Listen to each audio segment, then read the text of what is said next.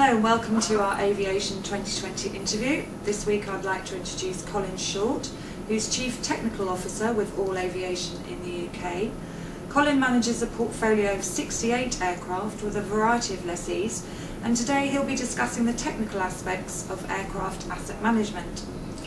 Colin, what are the key fundamentals of asset management and where does the technical aspect fit in? Well, there's a number of key areas of asset management that need to be considered. There's the legal aspect, there's the credit and risk aspect of the lessee, and of course then there's the financial aspect, the collection of the maintenance reserves, making sure the rent's coming in each month, monitoring the utilisation of the lessee to make sure that their yields are as you expect and that the aeroplanes are being used at the rate that you expected when you went into the lease. And then of course there's the technical side of it, which is where I come in. How often should an aircraft be inspected and what does this process actually involve? It can vary, but depending on the number of aeroplanes that a lessee has and depending on the disposition, I guess, of those aeroplanes will affect the regularity with which we go and inspect. But typically somewhere between every 12 to 18 months, so that it either coincides with or around about the time that a C check or some sort of major maintenance check is due on the aeroplane is a good time to go and look at it. Would this process vary between different lessees?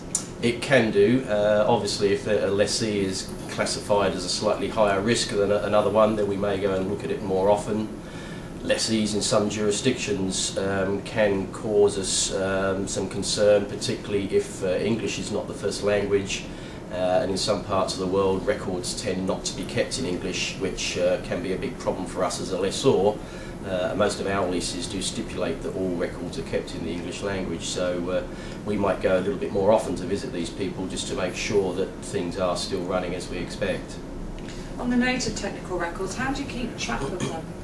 We make sure that every time we inspect an aeroplane we do a reasonably thorough review, albeit on a sampling basis, of the technical records, just to ensure that the lessees are maintaining the aeroplane correctly, maintaining the records to an acceptable standard, and then we take a scanned copy of all of the major check packs, the ADs, the SBs, any components that have been replaced, so that we come away with an electronic scan, if you like, of all of the main documents, so that should there ever be a problem, should there be a default, or should the hard copy records be destroyed for whatever reason, we've got sufficient paperwork to hopefully get the aeroplane back flying again fairly quickly and easily.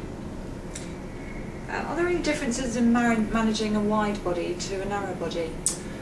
Not really. I mean, with your wide-bodied aeroplanes, obviously there's more engines typically. With 747s, say 340s for instance, you've got two more engines than the 777, so there's a lot more technical records start to be generated. But the actual physical process itself is pretty much the same. It's anywhere between 4 and 6 hours with the aircraft doing a physical inspection.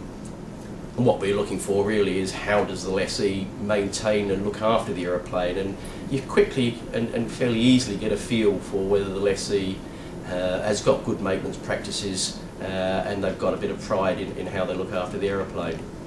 But from the records perspective, it really just is a case of collecting as many of the records as possible when we go to visit and ensure that they are all complete and in good condition.